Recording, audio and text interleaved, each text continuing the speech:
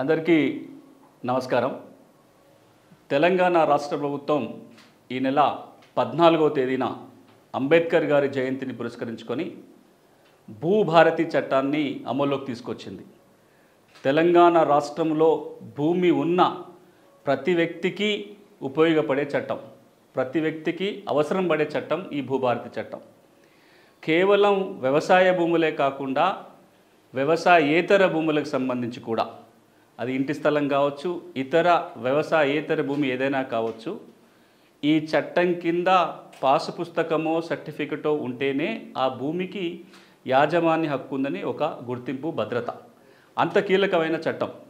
గడిచిన కొన్ని సంవత్సరాలుగా ఏదైతే ధరణి పేరుతో రైతాంగం సమస్యలు ఎదుర్కొంటున్నారో, ధరణి సమస్యల్ని పరిష్కరిస్తూ రాబోయే రోజుల్లో భూ యజమానులకి భద్రత కల్పించాలనే లక్ష్యంతో ఈ చట్టం తీసుకురావడం జరిగింది.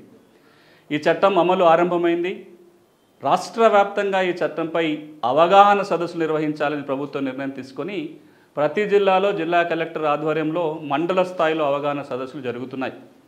దానికి తోడుగా 4 మండలాలలో ప్రభుత్వం తనంతగా గ్రామాలకు వెళ్ళి భూ సమస్యలు ఎట్లా పరిష్కరించవచ్చో ఒక పైలట్ కార్యక్రమం జరుగుతుంది, రెవెన్యూ సదస్సుల పేరుతోటి.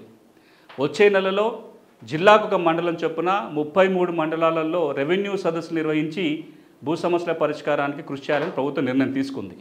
జూన్ 2వ తారీఖు నుంచి ఆగస్టు 15వ తారీఖు వరకు రాష్ట్రంలో ఉన్న అన్ని రెవెన్యూ గ్రామాలలో దాదాపుగా 12,000 రెవెన్యూ గ్రామాలు ఉన్నాయి. ఈ అన్ని గ్రామాలలో కూడా రెవెన్యూ సదస్సులు నిర్వహించి భూమి సమస్యల్ని పరిష్కారం చేయాలనేది ప్రభుత్వ లక్ష్యం. ఇదొక కీలకమైన చట్టం. కానీ ఈ చట్టం సమర్థవంతంగా అమలు జరగాలి, ఈ చట్టం ద్వారా రైతాంగానికి ఉన్న భూమి సమస్యలు తీరాలి అంటే కనుక ఈ చట్టం అందరికీ తెలియాలి. ఈ చట్టం అమలు చేసే యంత్రాంగానికి పూర్తి అవగాహన ఈ చట్టం మీద ఉండాలి.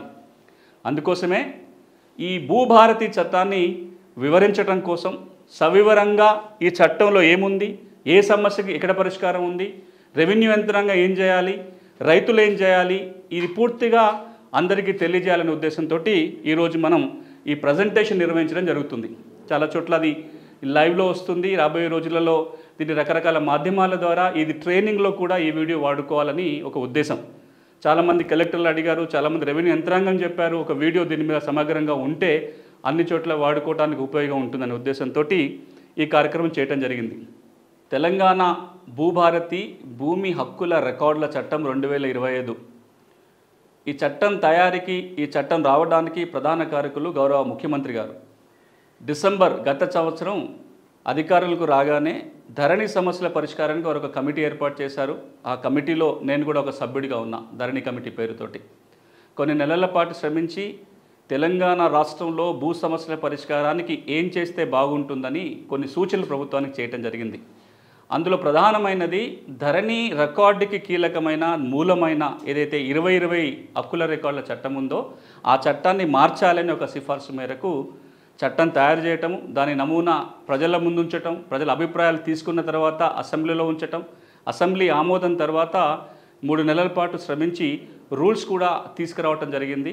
ఈ మొత్తం ప్రక్రియలో గౌరవ ముఖ్యమంత్రి గారు, రెవెన్యూ మంత్రి గారు, CCLA ప్రిన్సిపల్ సెక్రటరీ వారి ఆఫీసు, అదేవిధంగా లా సెక్రటరీ వాళ్ళ ఆఫీసు, CMO అధికారులు చాలా కీలకంగా పనిచేశారు. వాళ్ళందరికీ కూడా తెలంగాణ సమాజం తరపున ధన్యవాదాలు తెలుపుతూ ఇప్పుడు మనం ఈ చట్టంలో ఏముందో చర్చించుకునే ప్రయత్నం చేద్దాం. ఈ చట్టం లోతుకు వెళ్ళే ముందు 2 అంశాలు తెలియాలి. సమస్య ఏంటి, ఏ సమస్యని పరిష్కరించడానికి ఈ చట్టం వస్తుంది, ఈ చట్టం యొక్క ప్రాధాన్యత, ఈ 2 వివరించే ప్రయత్నం చేస్తా. ముందు చట్టం ఎందుకు వస్తుందో ఒకసారి ఆలోచన చేస్తే మీకు అందరికీ తెలిసిందే, తెలంగాణ రాష్ట్రంలో భూమి రికార్డులు సరిగ్గా లేవని చెప్పి రికార్డుల ప్రక్షాళన కార్యక్రమం 2017లో అప్పటి ప్రభుత్వం చేపట్టింది. ఆ ప్రక్షాళన చేసిన భూమి రికార్డులని ధరణి పేరుతోటి ఒక వెబ్సైట్లో ఉంచడం జరిగింది, ఒక చట్టం చేయడం జరిగింది. ఈ చట్టము, ఈ వెబ్సైట్ వచ్చిన తర్వాత కొంత లక్షల మంది రైతులకి తమకు పాస్ పుస్తకం వచ్చింది కానీ పుస్తకములో చాలా తప్పులు ఉన్నాయనే కంప్లైంట్లు వచ్చినాయి. విస్తీర్ణం తగ్గిందని, సర్వే నెంబర్ తప్పుపడిందని, పట్టా భూమి ప్రభుత్వ భూమి అని పడిందని, అసైన్మెంట్ పట్టా ఇంకేదోగా మారిపోయిందని దాదాపుగా 21 లక్షల మంది ధరణిలో సమస్యలు ఉన్నాయని దరఖాస్తు పెట్టుకున్నారు. ఈ సమస్యల పరిష్కారం చేయండి అని చెప్పి. ఈరోజు కూడా ప్రతి గ్రామంలో 100-200 కుటుంబాలకు ఇంకా ధరణి సమస్యలు ఉంటాయని ఒక అంచనా. దాంతోపాటు 18 లక్షల ఎకరాల భూమి పార్ట్ బిలో చేరిపోయింది.